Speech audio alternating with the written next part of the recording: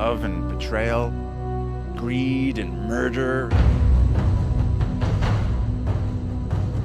It's set in this interesting world of contrasting ideologies and what's right and wrong, and it has a great philosophy about it.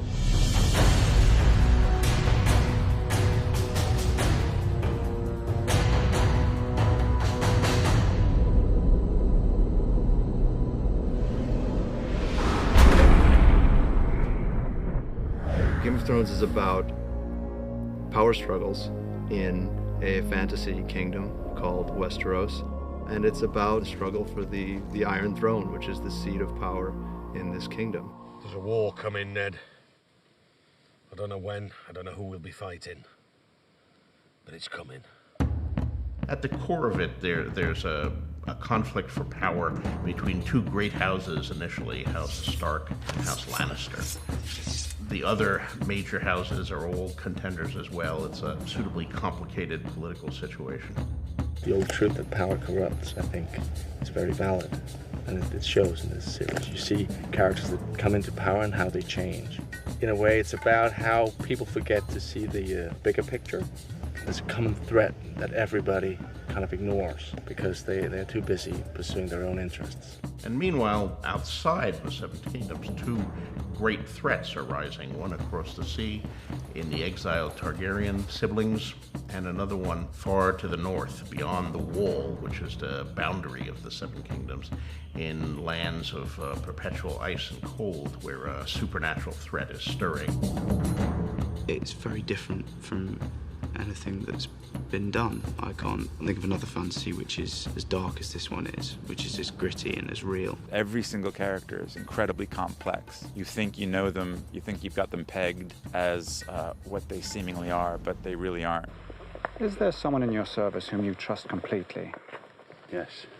The wiser answer was no, my lord. It's not a good guys, bad guys story. It's a story where everybody is pursuing their own interest and everybody is following their own code, and it's about those interests and those ethics coming into conflict with each other, and it just provides a much richer story than the guys in white beating the guys in black. Lord Baelish, perhaps I was wrong to distrust you. Distrusting me was the wisest thing you've done since you climbed off your horse. It's quite a big, sprawling, epic kind of story, and fascinating characters, different characters, very rich, sort of tasty characters in there. You don't know who they all are and how they fit in. Shouldn't be out here, my lord. There's no telling who has eyes where. Let them look. So I've found it's very dense and it's very multi-layered. I think that's what I found quite intriguing and quite fascinating about this thing. Ned Stark is the center of the series. He's very realistic, quite a pragmatic character. This is fine work. It's not for sale. His lordship wants the helmet. I made it for me. Forgive him, my lord. There's nothing to forgive. He's principled, he has values, and above all, he's very loyal, you know, and that's something that he demonstrates on many occasions. You helped me win the Iron Throne, now help me keep the thing. We were meant to rule together. That is the Lord of Winterfell, and he's married to Catelyn Tully. Together they have a number of children. 17 years ago, you rode off with Robert Baratheon. You came back a year later with another woman's son. Jon Snow, he's of an age with Robb, the eldest son, and they're closest brothers. I would say Jon Snow is a young hero in a lot of ways. Well, Lord Snow, it appears you're the least useless person here. Personally, I think there's a hell of a lot of inner turmoil if he's fighting between his ambition to be someone and to make a mark on things. I'm ready. You're not going. You're no ranger, chap. Here. The man gets what he earns. When he earns it. His ambition can and does make him do quite extreme things. The Lannisters are the Queen's family. Robert Baratheon, the king, wed the daughter of another Grace house, Cersei Lannister.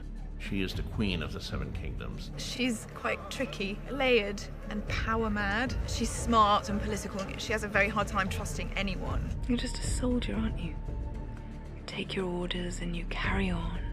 I was also trained to kill my enemies, Your Grace. As was I. There's a definite sense with Cersei that if it will further her game of power. She'll get rid of anybody. It doesn't really matter. Jamie, her twin brother, is one of the members of the King's Guard. It would be good to have you on the field. Competition has become a bit stale. I don't fight in tournaments, because when I fight a man for real, I don't want him to know what I can do. He is a soldier, and he doesn't care about the politics. He knows the game, and he does not want to be directly involved in it. Cersei and Jamie also have another brother, Tyrion Lannister. Tyrion Lannister, because of his size, has had a very complicated upbringing in relation to his father and his sister. He's very well read. He has 0 powers with physical defenses, so he has to defend himself with his wit and charm. Why'd you read so much? Look at me and tell me what you see. Is this a trick? What you see is a dwarf. My brother has his sword, and I have my mind. And a mind needs books like a sword needs a whetstone. There's a set of characters that you also encounter who are across the narrow sea on an entirely different continent. May I present my honored guests, Viserys of House Targaryen, the rightful king of the Andals, and his sister, Daenerys of House Targaryen. He's a man on a mission. He's fairly obsessive about one thing, which is regaining his crown. When they write the history of my reign, sweet sister, they will say it began today. He's very bitter and resentful of the people who took it from him, and he carries a huge burden. His sister is Daenerys Targaryen, also known as Daenerys Stormborn. Tell them to stop. You want the entire horde to stop? For how long? Until I command them otherwise. She goes on such a journey. She gets put up with a lot of obstacles coming her way, and every time she overcomes them, she succeeds, and she kind of just gets stronger and stronger as she goes on. She's an incredible, incredible, wicked person. There's plots within plots and wheels within wheels, and many people competing for one seat. Going into this, it's always been something very important to us, that things never look fake. For us, it's more about creating this world and making it an authentic and believable world, but it's not our world. We were lucky enough to have the help of a tremendously gifted art department. I'm responsible for the look of the show, from the kind of the floor to the sky. I'm working out what the CGI is going to be, the whole look of it from there downwards, so that we have a complete look to the series. You've got to create a world from scratch that feels like you're in a different time and different place. So it's creating different environments that work, that feel real but don't feel like, you know, either contemporary or known periods. That's the main thing. The biggest challenges have been, I guess, the scale of the event. We've created very high standards for ourselves. It's a lot of bits to this, and it just has been a lot of stuff to pull together. Gemma Jackson really ranged far and wide to find the artistic resources and the stylistic resources to give us a world we haven't seen before. There's an Arctic wasteland, which is very far north, and you go all the way to a more desert wilderness and everything in between. Our brief was to try to combine interesting visual elements from a lot of different societies and periods. So we spent a lot of time researching medieval Europe. We looked at Oriental influences, we looked at Asian influences, we looked at the subcontinent, we looked at African influences. We tried to find references from a lot of different civilizations in different times and combine them.